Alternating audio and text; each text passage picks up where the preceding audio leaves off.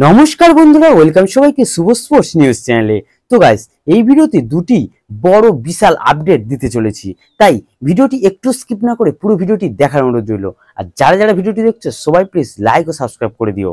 তো গাইস, প্রথম বড় আপডেটটা হলো আমাদের কলকাতার আরেক প্রধান মোহামেডান এফসি কে নিয়ে। তো গাইস, মোহামেডান এফসি এক ম্যাচ বাকি থাকতেই আই লিগ চ্যাম্পিয়ন হয়ে গেল। এই মুহূর্তে পুরো ভারতে আমাদের বাংলার ফুটবল দাপিয়ে বেড়াচ্ছে। Mohun Bagan Durand cup champion, East Bengal super cup champion এবং মোহামেডান আই লিগ চ্যাম্পিয়ন। আর কলকাতার এই তিন প্রধানকে দেখে অবশ্যই ভারতের বাকি ক্লাবগুলি জ্বলছে।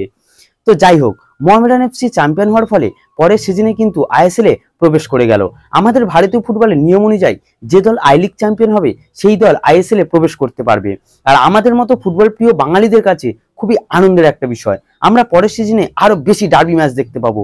কয়েক মরশুম পর আবারও আমরা তিন প্রধানকেই একই লিগে খেলতে দেখতে পাবো। আর এর থেকে আনন্দের আর কি হতে পারে। তো গাইস, দ্বিতীয় বড় আপডেটটা হলো মোহনবাগানকে নিয়ে।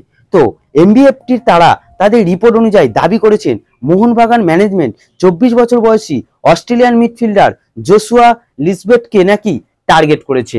তো এই প্লেয়ারটি বর্তমানে কিন্তু খেলছে অস্ট্রেলিয়ার এ লিগের ক্লাব সেন্ট্রাল কোস্ট মেরিনার্সের হয়ে, যেখান থেকে জেসন কামিন্স এসেছিল।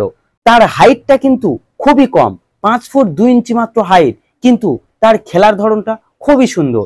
3.6 কোটি টাকার মার্কেট ভ্যালুর এই প্লেয়ারটি মূলত ডিফেন্সিভ মিডফিল্ড পজিশনে খেললেও সেন্ট্রাল মিডফিল্ড ও অ্যাটাকিং মিডফিল্ডেও সমান দক্ষতায় খেলতে পারে।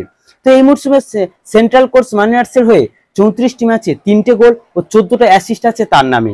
2018-19 মরশুম থেকে এই টিমেরই হয়েই খেলছেন। 133টা ম্যাচে তিনি খেলে ফেলেছেন, যেখানে 6টা গোল এবং 19টা অ্যাসিস্ট তিনি করেছেন।